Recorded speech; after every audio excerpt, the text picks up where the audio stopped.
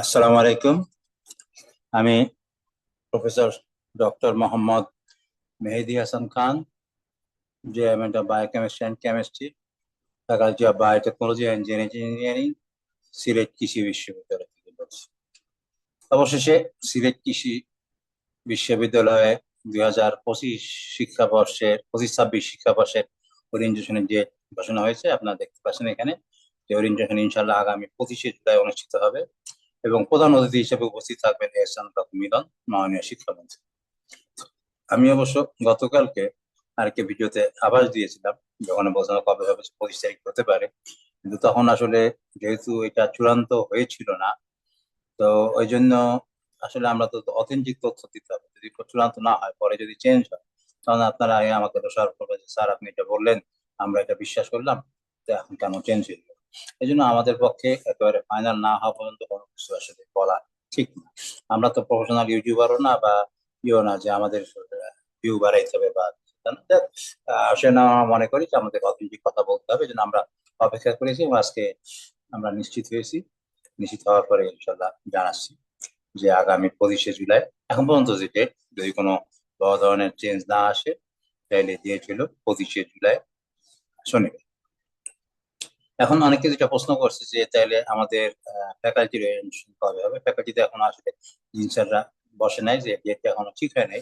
সাধারণত যেদিন অনুষদীয়, যেদিন যে বিশ্ববিদ্যালয়ের অরিয়েন্টেশন হয়, ওই দিনই সাধারণত বিকেল বেলায় ইয়ে ফ্যাকাল্টির ওরিয়েন্টেশন হয়। তবে যেহেতু এটা শনিবার পড়ছে, সেই হিসাবে অবশ্য শনিবার হওয়ার সম্ভাবনাটা কম। সেই হিসাবে হয়তো বা রবিবার, অর্থাৎ 26শে জুলাই অনুষদের ওরিয়েন্টেশন হওয়ার সম্ভাবনাটা বেশি। কোথায় কোন ফ্যাকাল্টির ওরিয়েন্টেশন কোথায় হবে, এটা এখনো চূড়ান্ত হয় নাই, বা জাস্ট ওরিয়েন্টেশনে আমরা ডেট পেলাম। এটা হয়তো ডিনরা বসে পরে ঠিক করবে, তখন আমরা জানিয়ে দেবো যে ফ্যাকাল্টি ওরিয়েন্টেশন কোন জায়গায় হবে। কখনো কখনো ফ্যাকাল্টি ওরিয়েন্টেশনও অডিটোরিয়ামে হয়, আবার কখনো কখনো ফ্যাকাল্টি ওরিয়েন্টেশন ফ্যাকাল্টির গেস্ট হাউস বা বিভিন্ন জায়গায় হতে পারে। যেহেতু আমাদের এখনো হয়নি, ডেট ঠিক হয়নি, আমরা জানাতে পারছি না। এবং এরপরে হলেও ওরিয়েন্টেশন হয়। যাই হোক, যেটা অনেকেই জানতে চাচ্ছে তাহলে হলে আমরা কবে উঠতে পারবো। সাধারণত হলে ওঠার সুযোগ দেওয়া হয় হলো যেদিন ওরিয়েন্টেশন হয়, বিশ্ববিদ্যালয়ের ওরিয়েন্টেশন, তার একদিন আগে। সেই হিসাবে 24শে জুলাই শুক্রবার থেকে সিট দেওয়ার কথা। তারপর আপনারা আপনার স্ব হলের প্রভোস্টদের সঙ্গে জিজ্ঞাসা করবেন যে কি অবস্থা, কোন হলে কে সিট পেয়েছে। তো আপনারা জেনে গেছেন, না জানলেও ওরিয়েন্টেশন আগে জানিয়ে দেওয়া হবে। বিশেষ করে যারা মাইগ্রেশন করে সিলেট কৃষি বিশ্ববিদ্যালয়ে আসছে, তারা হয়তো এখনো জানে না, তবে এটা পরে জানিয়ে দেওয়া হবে যে কে কোন জায়গায় কোন হলে অ্যাটাচড হবে। তো সেই হিসাবে আপনারা হল পেয়ে যাবেন। এবং এখন যেটা সুখবর হলো, আগে যেমন একসময় রাজনৈতিক পরিস্থিতি ছিল, সেখানে রাজনৈতিক ছাত্র নেতারা সিট দিত। এখন আলহামদুলিল্লাহ প্রভোস্টদের হাতেই সিট। কোথায় সিট থাকবে, কোন রুমে থাকবে, এগুলো প্রভোস্টই ঠিক করে দেবে। তো যাই হোক, যেটা বললাম যে ফার্স্ট ইয়ারে এখনো তো আসলে মেন সিট পাওয়া সম্ভাবনাটা কঠিন। গণরুমে সিট থাকতে হয়। অনেকেই গণরুম শুনলে ভয় পায়, গণরুম কালচার ছিল আগে এক সময়, এখন এরকম গণরুম কালচার বা এরকম কিছু নাই। গণরুম মানে একটা বড় রুম, যেখানে একাধিক শিক্ষার্থীরা থাকে, এবং ফার্স্ট ইয়ারে আসলে ডাবলিং করাই লাগে। অনেক সময় এক বেজে দুইজনকে থাকতে হয়। আর আগে আমরা যখন ছাত্র ছিলাম, তখন মেয়েদের সংখ্যা ছিল কম। আমি যখন পড়াশোনা করেছি সিলেট কৃষি বিশ্ববিদ্যালয়, এই বাংলাদেশ কৃষি বিশ্ববিদ্যালয়ের পশুপালন অনুষদে, আমরা 50 জন শিক্ষার্থী ছিলাম। 5 জন ছিল মেয়ে, 45 জন ছিল ছেলে। আবার আমরা যখন প্রথম দিকে শিক্ষকতা করতাম, তখনও অনেক সময় 1:10 বা 1:8 এরকম থাকতো। মেয়েদের তুলনায় ছেলেদের সংখ্যা অনেক কয়েক গুণ বেশি হতো। এখন শুধু সমান সমানই না, অনেক ক্ষেত্রে এখন অনেক অনুষদেই মেয়েদের সংখ্যা বেশি, এবং অনেক জায়গাতে টোটাল মেয়েদের সংখ্যা এখন বেশি হয়ে গেছে। তো যার জন্য আগে যখন আমাদের ছিল, ছেলেদের জন্য হল ছিল 5টা, মেয়েদের জন্য ছিল 2টা।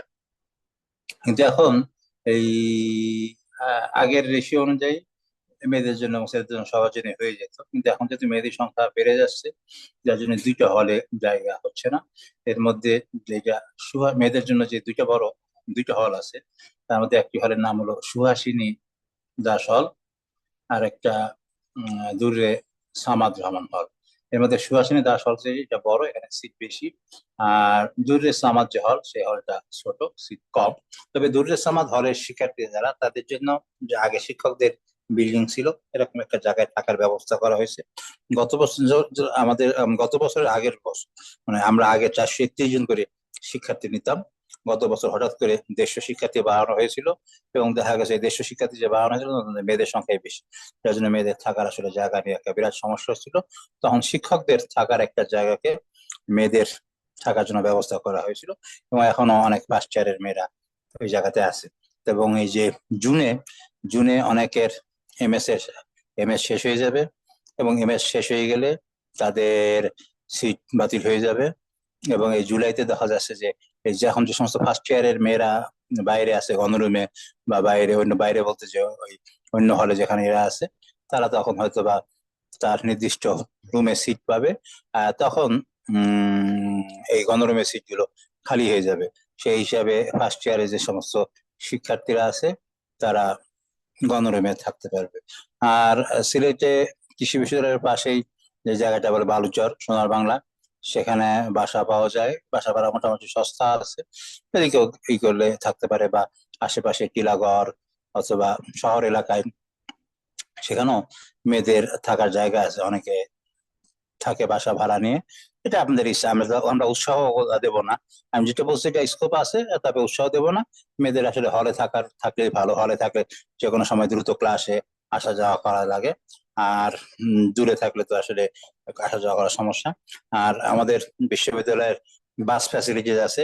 আমি গতবার যে লিঙ্ক দিয়েছিলাম যে বাস ফ্যাসিলিটি, এই ভিডিওর সঙ্গেই আমাদের নিচে লিঙ্ক থাকবে। এবং সিলেট কৃষি বিশ্ববিদ্যালয়ের বিভিন্ন তথ্য নিয়ে আমাদের কয়েকটা ভিডিও, যেহেতু গত বছর বানিয়েছিলাম, তথ্য একই রকমের আছে, খুব একটা বেশি পার্থক্য হবে না।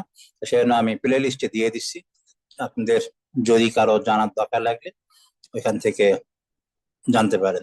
আরেকটা প্রশ্ন কেউ করতেছে, যেটা হলো এই যে যারা নতুন ভর্তি হবে, যে অল্প কয়েকটা সিট খালি আছে, কত পর্যন্ত যেতে পারে। যাক, এটা তো আসলে সিট তো খুব কমই সিট খালি রয়েছে। তো যারা ভালো তারা আসতে চাবে। আবার অনেকে হয়তোবা যদি মনে করেন আমি ইকোনমিক্স বা কৃষি প্রকৌশলীতে ইঞ্জিনিয়ারিং এ ভর্তি হব না, সেই ক্ষেত্রে তারা হয়তো কৃষি বা ভেটেনারিতে পড়ার জন্য অন্য ইউনিভার্সিটিতেও যেতে পারে। আবার অনেকের বাড়ি অন্য জায়গায়, কারো বাড়ি হয়তো বা খুলনা বিভাগে, সে খুলনা কৃষিতে ভর্তি হতে চাবে, বা কারো বাড়ি পটুয়াখালী বা বরিশাল বিভাগে, সে হয়তো পটুয়াখালীতে ভর্তি হতে পারে। এরকম কিছু হতে পারে। সেই জন্য সে যে সিলেটে কত পর্যন্ত যাবে এটা তো আসলে বলা যাচ্ছে না, এটা নির্ভর করবে। তবে সিলেট কৃষি বিশ্ববিদ্যালয়ের বেশি সিট খালি নেই। দেখা যাক কি অবস্থা হয়। আমরা আশা করতেছি যে আগামী 12 তারিখের মধ্যেই ভর্তি কমপ্লিট হয়ে যাবে। তো নতুন যারা শিক্ষার্থী আছে তাদেরকে স্বাগতম জানাই। আর কিভাবে পড়াশোনা করলে ভালো করা যায় এটার উপরে আমার একটা ভিডিও আছে, আপনারা ইচ্ছা করলে দেখতে পারেন। তো নতুন যারা আসতেছেন তাদেরকে স্বাগতম, আসলে ইনশাল্লাহ দেখা হবে। আপনারা সবাই ভালো থাকেন, সুস্থ থাকেন, সবার সুস্বাস্থ্য কামনা করি, এবং আশা করি আপনাদের সামনের ভবিষ্যৎ মঙ্গলময় হোক। সিলেট কৃষি বিশ্ববিদ্যালয়ে আপনাদের জীবন সুন্দর হবে, এই আশাবাদ ব্যক্ত করে সবাইকে ধন্যবাদ জানিয়ে এখানে শেষ করছি। আসসালামু আলাইকুম।